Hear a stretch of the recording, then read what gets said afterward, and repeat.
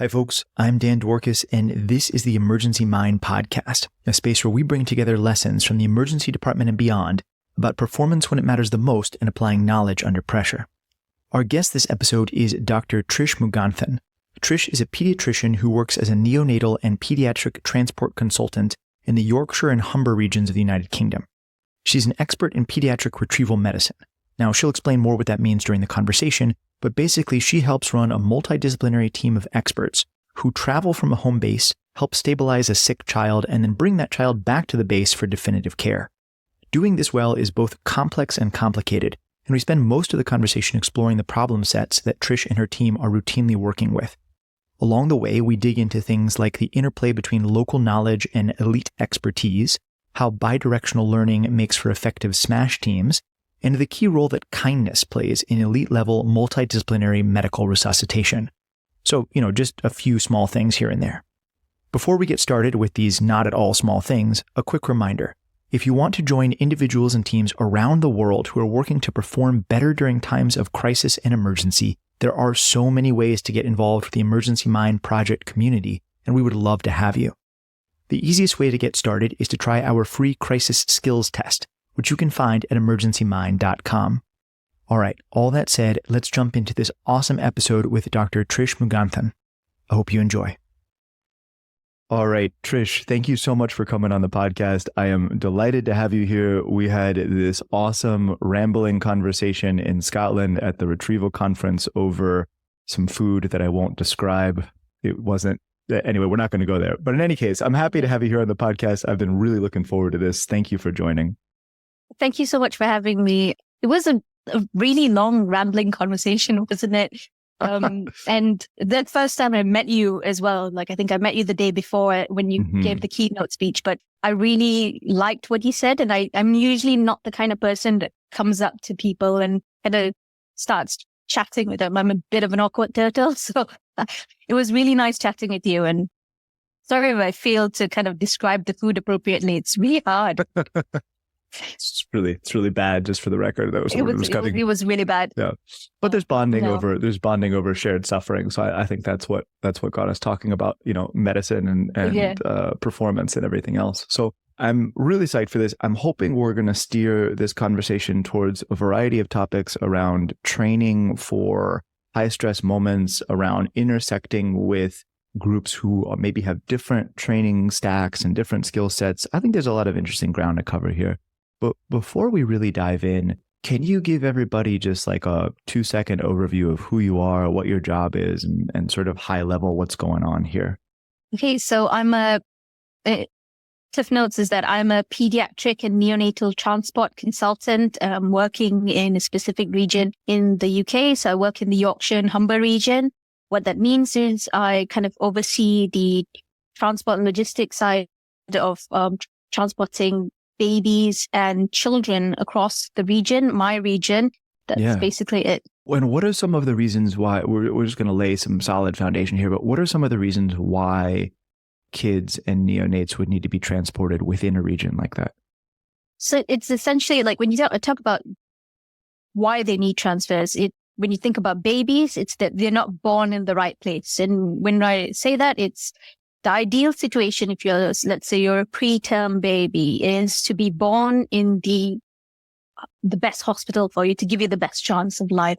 But that's not necessarily the case. That it doesn't always happen because we cover a large geographical distance. Mm-hmm. So if you're preterm, you might be born in a small little district general hospital and need transferring after you're born. Most of the time, we also, like my team, we facilitate bed location for the mums in utero, because to be honest, the best times for babies to be transferred is while they're still in their mums, because that's the most effective transport mechanism, transport chamber. For children, when we talk about transfer, we talk about babies or children needing pediatric intensive care units. And because of how scarce, finite this resource is, there are only certain hospitals in the region, in the country, that kind of deliver intensive care. So what happens is if your child comes in to your local hospital and needs specialist input, or is very sick and needs intubating, ventilating transfer to intensive care, then that's where my team comes in. We come in like a mobile intensive care situation, stabilized with the aim of transferring them to the nearest intensive care that they can get to. And then the flip side of things, we also bring babies and children closer back to home. So if they're born in hospitals that are a bit further away than they should be, because they need to be in special centers, then we kind of facilitate the transfer of them closer to home. Because you don't want to be like, when you're preterm in particular, if you're born in 23, 24, 25 weeks, you got a long time before you can actually go home. And if you're living an hour and a half, 2 hours away, it's not feasible for your family life for the entire process if you're staying 2 hours away. So we're trying to bring these patients closer to home. So first off, I love the phrase, mom as the ideal transport chamber. That's amazing. So what we're looking at here is a situation where we have a sophisticated elite level resource, say a NICU or a PICU, where you have specialty care that's really not available in other areas. And there are some approximations of it in other areas, right? So like anywhere where you have an ER, you can intubate and ventilate a baby. Assuming you have the not just the personnel, but the technical, what's the word I'm looking for? The equipment, right? So when I was working in Haiti, for example, we didn't have a ventilator that could produce breaths small enough for a neonatal infant. So if you have the right, but in most cases, what we're talking about is there's some analogs everywhere you are, but there's some centers of excellence that have these elite level cares. And you have, in some sense, a geospatial supply-demand mismatch in terms of who needs the care and who has the care and the resource. But it's also expertise. So we talk about babies. Like you said, if a child or a baby came into the ER and needed intubating and ventilating, that's the easier part, like managing the acute side of things. But then what happens after that? And we're expecting people who don't deal with children or babies all the time, to manage these patients. And they can. It's not something they're entirely comfortable with, so they may not have the knowledge of how to deal with the physiology in itself.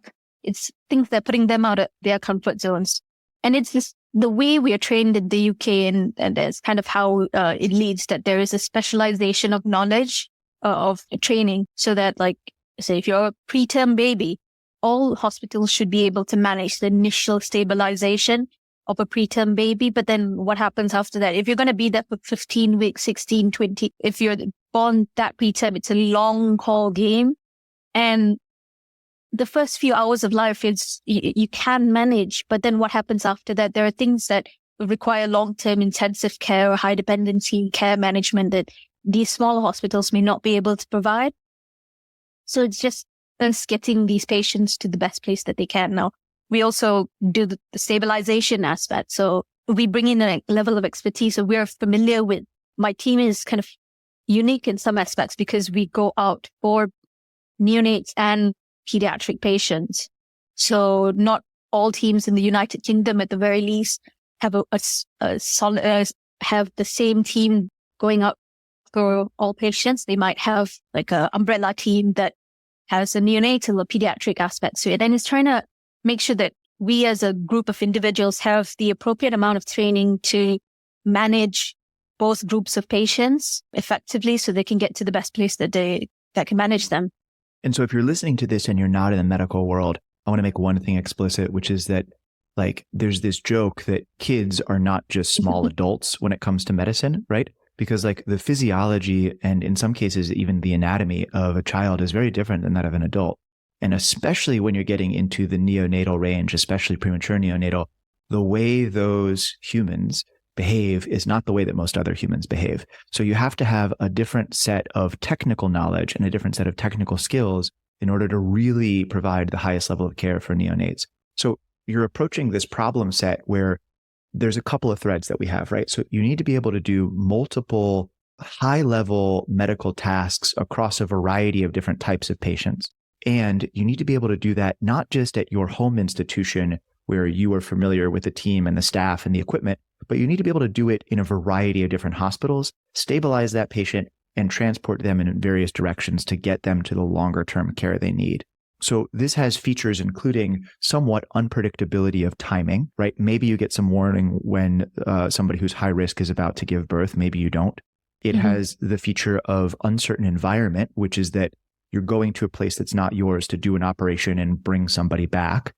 And it has the features of multidimensionality, which is that you have multiple tasks that you have to be really, really good at that are life and death importance. In a way, it also has liminality, which is that once you're out there, like you have to stabilize this child and bring them back. There's not really the option of showing up, being like, sorry, and then disappearing back to your space.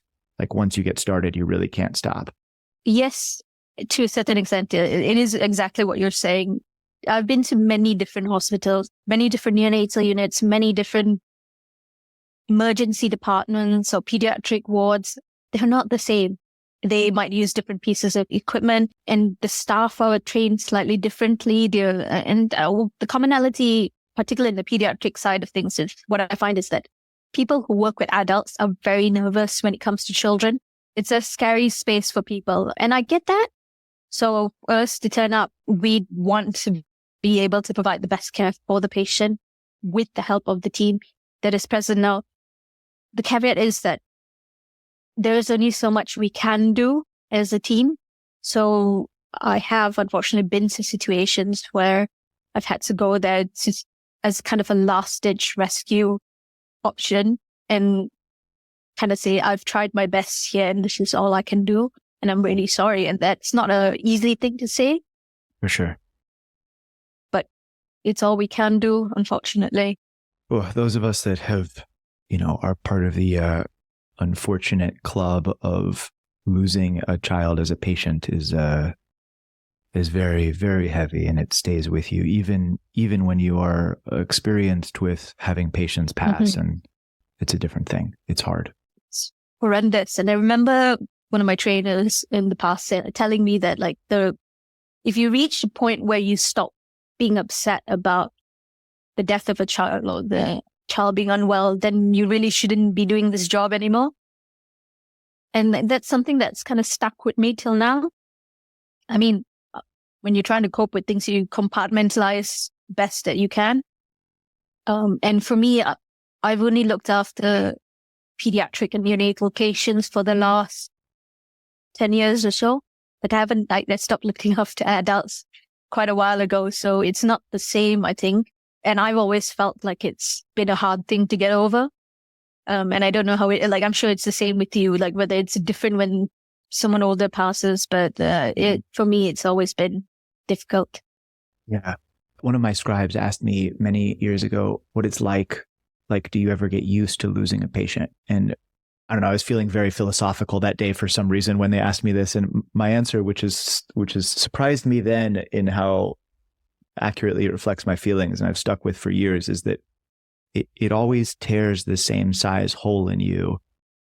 You just realize after a period of time that you're a much bigger piece of fabric than you thought you were when you started.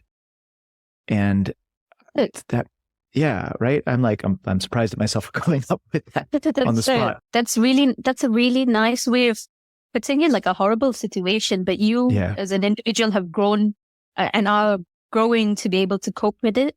I think it captures the reality that you said you don't lose the sense of humanity about, feeling what you're going to feel when this happens, but you do also realize that showing back up the next day and taking care of the next person is also important. And that there's, in a sense, that honors the patient that passed, even though you weren't necessarily able to help them. There's a lot in there to which I don't think there are perfect answers. And no.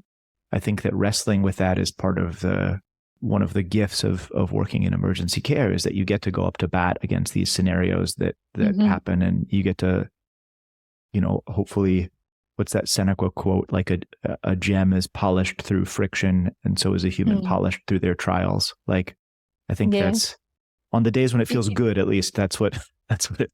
Like whenever these situations happen, these events happen, you do learn from them. There's always something you can take back about what's happened, how you felt about the situation, how you're coping and finding better coping strategies about how you manage that. Like I saw this thing on Twitter few weeks ago, and it's like a pediatric intensivist that I follow. And he said I think it was along the lines that he had a bit of a run of bad cases.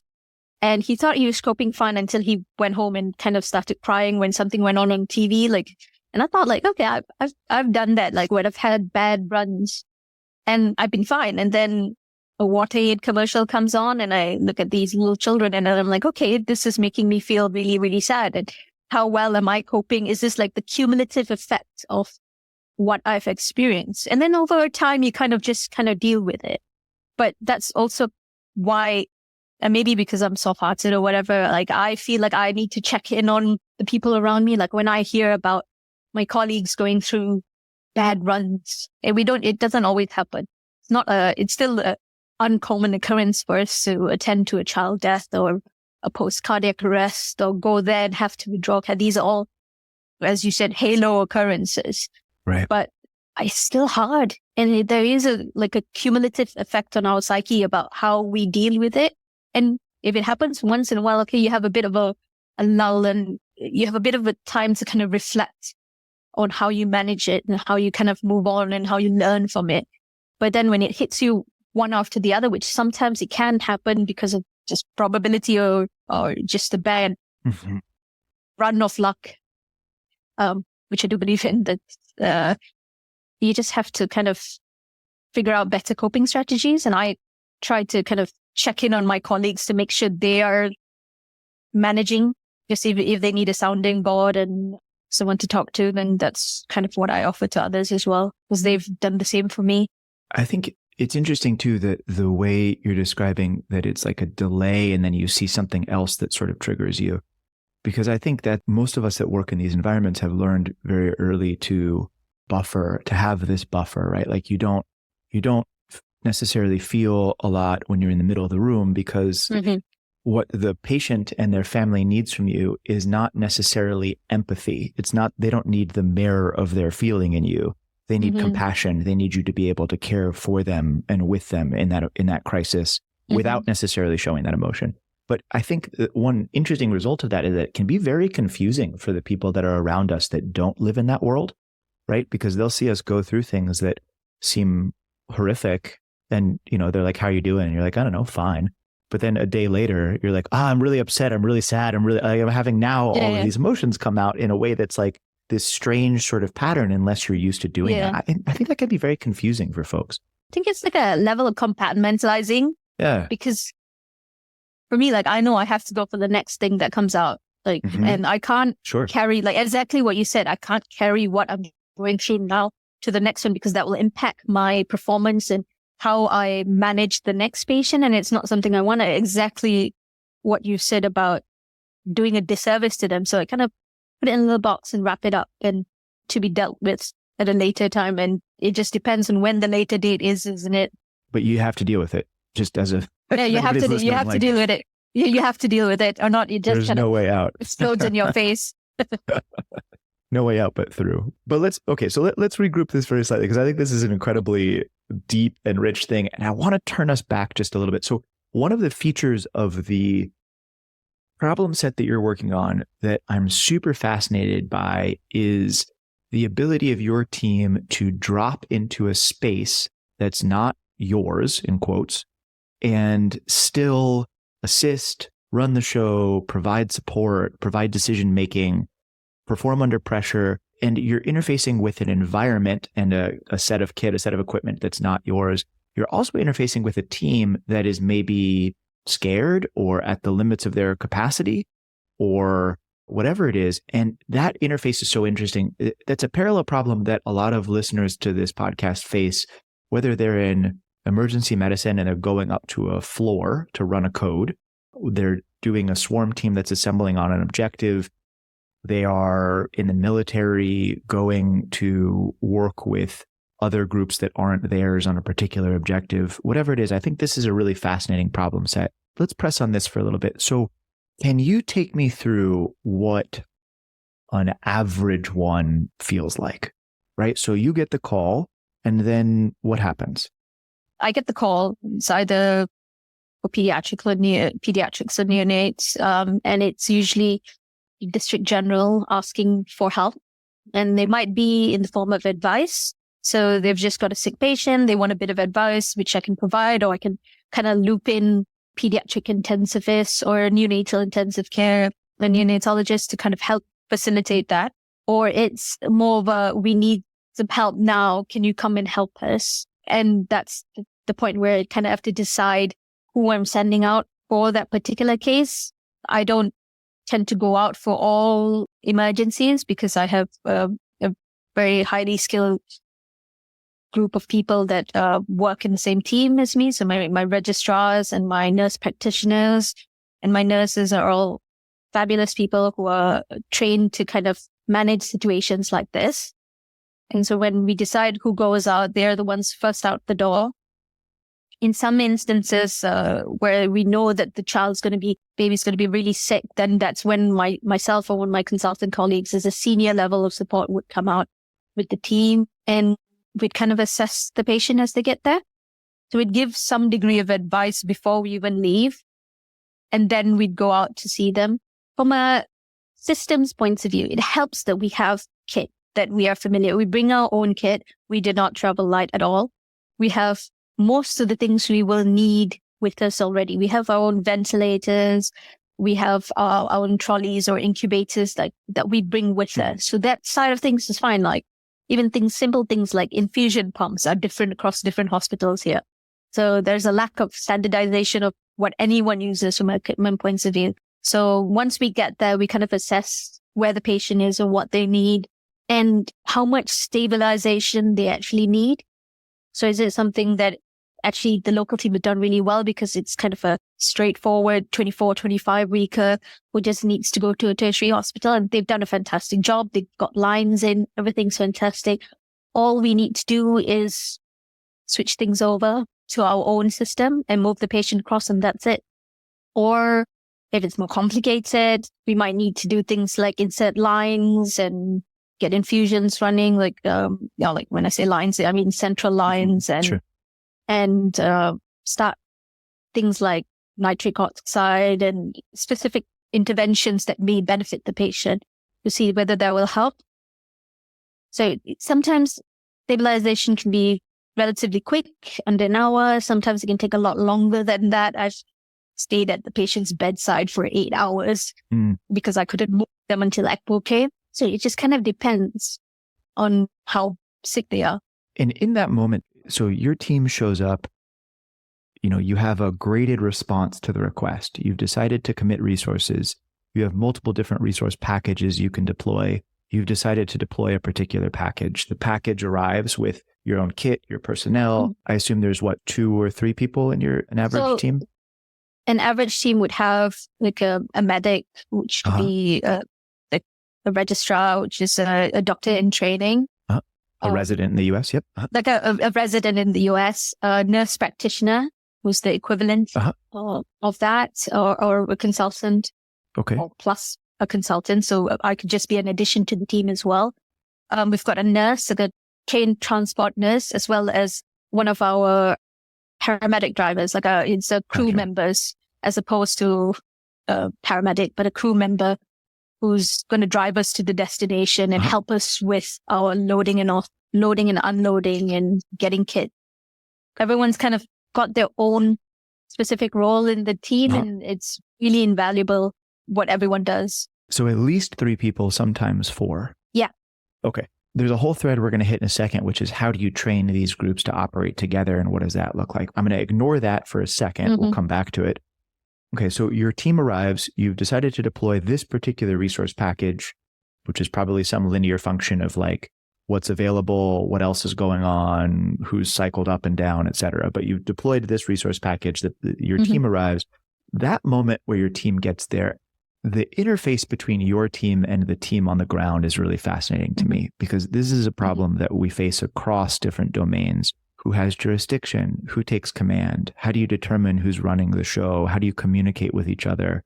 Are there standardized ways of communication or fragmented ways of communication? What happens to those standard operating procedures when high pressure situations evolve? If the patient decompensates in that moment, and this is a sister problem to paramedics taking somebody from the field and delivering them to an ER. And in that moment, that transition is quite complicated, or an ER team leaving the emergency department to assist with an unstable patient on the floor when it's a little dicey about who's doing what and where. I don't think we have great answers to this in our domain. And I'm really curious what you guys do. Can you talk me through that moment? So I think in the majority of cases, people are glad to see us because we've got a patient that is something that they're finding difficult to manage and going to package them and take them away from the situation that they're in.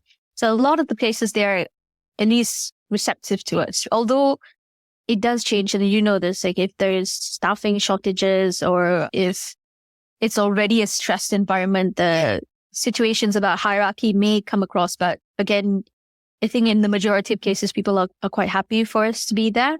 What we tried to do is in the first instance, if possible, we get some form of handover to find out how the patient is and what the current status is. In the majority of times that can go rather smoothly. If the patient is obviously unwell and needs immediate stabilization, then the team would crack on and just get to the patient.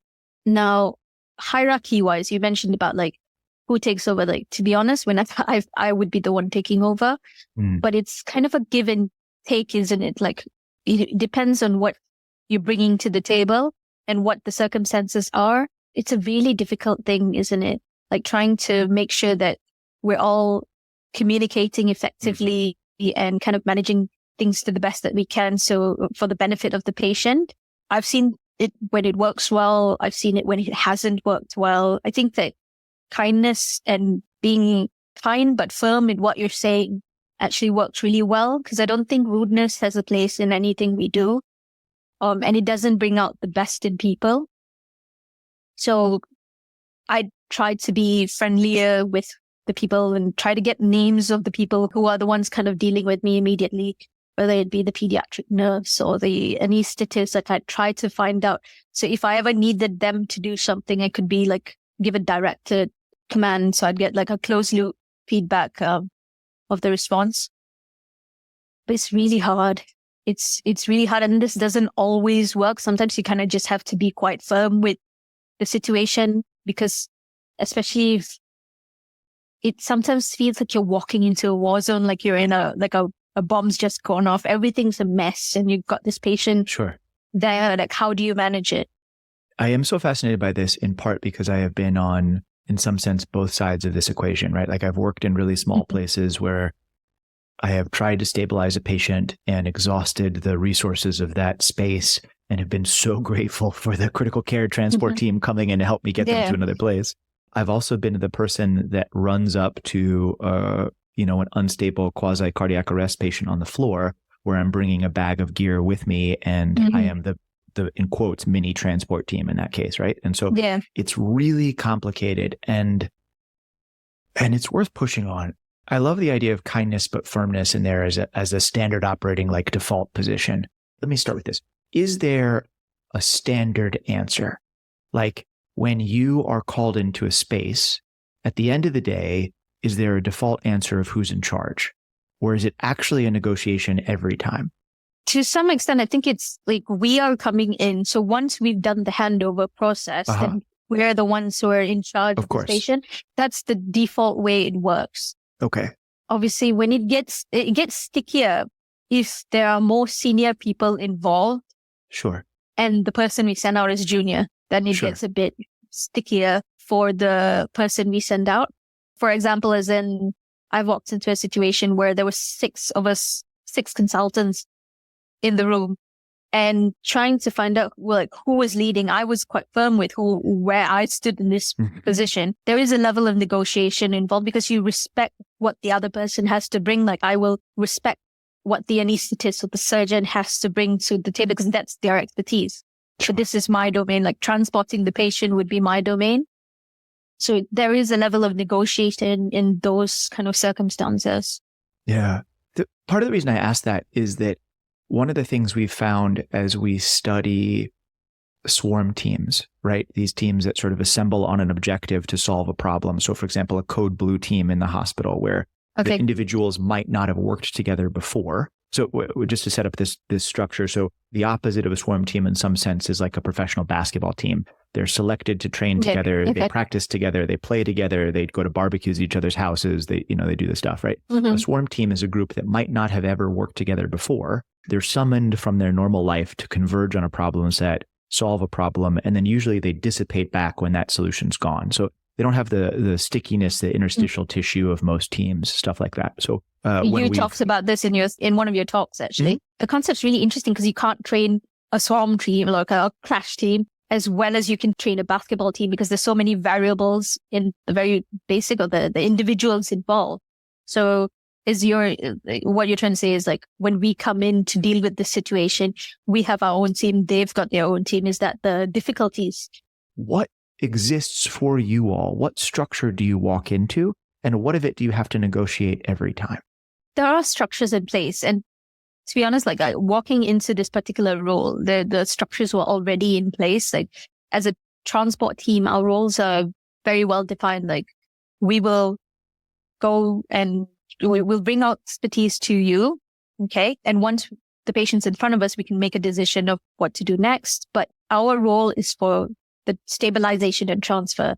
We wouldn't necessarily resuscitate a patient that is in need of basic life support and things like that, because not to say that we wouldn't do that if our patient ended up needing it, but you get what I mean, right? We wouldn't go into a situation if the local team hasn't kind of managed the initial stages, if that makes sense. Mm-hmm.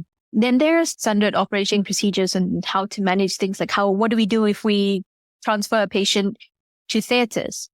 So we take a patient from one place to bring them to like a tertiary neonatal unit to bring them to theater because the patient needs surgery in a different hospital. We have procedures for that can help us kind of manage the situation. But generally, I think you need to respect the expertise of the other people in the room.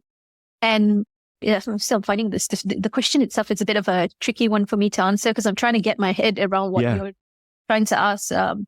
Because I just kind of, we know what our roles are. Like I turn up and this is where I'm going now. Like I'm taking over in this sense because I've come in to deal with this. I'm not stepping on your toes. I respect that you've done this far. I'll work collaboratively with you, particularly if I'm talking to a consultant or a registrar who's already spoken to the parents because they have the relationship. If the local team have relationships with the parents that are pre-existing, and it's not like I have gone in and kind of started afresh and kind of delivered the bad news or whatever, but they're the ones who've got a relationship already. So I will always bring them in with me. Like I don't want to be the first time that you see my face is for me to tell you bad news. Like I want you to have like at least some form of familiarity with the person with you. And also they're really helpful in getting like understanding the systems in place in their hospital, if that makes sense. So like if I have a patient that's not behaving how I want them to be and they need an echo, I can get someone to facilitate that. And it's their knowledge of the local system which is useful for that. And it's something that I'm not going to remember how to do this for every single hospital. Like I will over time, but it's a lot of places to kind of remember the minutiae of the details. Does that make sense? Or is that it really does. Because you're talking about what it is like to bring expertise, but respect local knowledge at the same time. Yeah. And how to build those relationships over time between the two facilities. And it's hard to disentangle this. That's part of why I'm asking this tough question, because it's a confusing interface between different things. But let me ask it a slightly different way and see if it gets us to a different position. Let's say that you had to create a brand new relationship between a transport team and a hospital. A new hospital opens up. They've never needed transport before. They're going to contract with you to get that transport expertise taken care of. There are no existing ties between these group of people whatsoever. What foundation would you lay to create the best possible circumstances for this high pressure moment to go well? So we've had to kind of deal with that to some extent. It's really difficult because, again, in the UK, at the very least, a lot of this is already predetermined by the way the regions are kind of laid out. So like all these hospitals, it's a kind of a historical thing. Almost all the hospitals kind of belong to who they belong to. It's really difficult to kind of change the lines. But I get what you're saying because we've taken on a new client that's kind of showing different challenges, and it's not something that's completely new. So there is a pre-existing system in place, but trying to build on that, trying to kind of provide the expertise that we need, but at the same time, not compromising the care that we're already providing to the patients in our pre-existing catchment area. And it's about understanding what they need and what we need and what we are able to provide to them and what their expectations with us are. So is it that part of the package is, yes, we are transporting patients, but what happens if we can't? Are you able to do that yourself? Like an emergency time critical transfer is something we'd expect you to do yourself. So when I say time critical, things like urgent neurosurgical patients, they are usually transferred by the referring hospitals because we know that it's time critical. So they need to get there themselves, get the patients there themselves. So there is a level of expertise that is already there, but it's not something that's allowed to grow unless you get to the circumstances such as this. Gotcha. And also then the other side of it is providing training to this hospital so that they can an outreach of training so that they can better understanding of what we do and how do you do certain things? Like how do you manage these particular cases, whether it could be like high fidelity sim, doing that kind of outreach training days and even procedures, like how do you put chest drains in babies? Like you don't do it often. We can bring you the kit and you can have a go. Like it's these kind of things. Yeah. I'm getting this image of, sort of a bridge being grown organically from both sides between these two things, right? And the unit possessing the expertise, the elite unit that does whatever, sharing that back and forth with both people to create this like much more synergistic lineup as opposed to just a more, I guess I'd say, a cold didactic interface. Yeah. Yeah. Because it needs to be a synergistic thing because like we don't live in a bubble. Like it comes back to what we're saying, what I said about it earlier. There are all the district general hospitals have the level of expertise to manage the patient that should being the key word, but should have the level of expertise to manage the patient in the first instance. Like if you're a preterm baby being born in a level 1, so a district general, very small district general hospital, then you should be able to stabilize them in the delivery suite because that's just the expectation. Sure. We have that you should be able to do that so you can keep your unit open, if that makes sense. Having basic life support training or advanced pediatric life support training in certain individuals or neonatal life support training so that they can manage the circumstances should it crop up is an expectation. But at the same time, we know that if you don't do it often enough, then you're not going to have the skills to be able to manage it. Like if you intubate a patient once a year, how are you instead once a year going to be that time when this tiny baby is born and you're supposed to do it because no one else can do it? That is a really difficult position to be in. And it's a really scary position as well. How do we manage that? Like, do we do outreach of training? That would be nice, but we can't be there all the time to do it. So it's just trying to find out highlighting areas that could be improved and kind of feeding it back so that the training process can be taken up internally. So like they can try to manage what they're doing. And say, actually, you guys need to possibly look a bit further into this to manage this further. We can come and help you facilitate that, but it's something that it needs to be driven from your team. And if you want longevity of the service, you just need to be able to maintain good relationships with like the way you deliver this information is so difficult and so important. I have so many more questions about like training these small group teams, and somehow we are already at the end of our time, which is ridiculous because I feel like we've just started scratching the surface of everything here. But I want to give you a chance before we close out, and we're like totally going to have to do a round 2 where we talk mostly about like what goes on in your head and on your team because we didn't even touch that. But I want to give you a chance before we sign off here to issue a challenge to folks listening to this. If they are part of the audience, medical or not medical, and they're listening to this and they're thinking about, okay, how do I apply this in my own life for my own team? What do you want them to try? What do you want them to do differently in their next shift, their next rotation, anything like that? I think like the one thing I want to try is to try to put yourself in the other person's shoes. I think that's the biggest thing I found with being a transport doctor. Before I did transport during the training, I would be like, okay, like why didn't they, when I received these prepackaged infants, so why haven't they done that? They've spent so much time there. But actually it's really hard environment to be walking into, like a strange foreign environment where people don't know how to make up whatever you want them to make up, don't know how to do the things you want them to do. But actually your point is to get the patient to a safe space. And this is the safe space. At the same time, on the flip side, being the receiving, like the team that goes out to it, like being kind to the receiving team, because actually they're calling you in a very difficult, like this is a very scary point for them. And just kind of like, for me, thinking about actually, they look terrified, like, oh, I don't want to be condescending. Sometimes you're not, but like being kind to people, like I don't have to be rude to you to be able to get you to do what I want. I can do that nicely. And it just changes the dynamic of the interaction. Just kind of thinking before you say that thing you don't need to say, if that makes sense. Yes. If you've been in that situation, yes, it does make sense.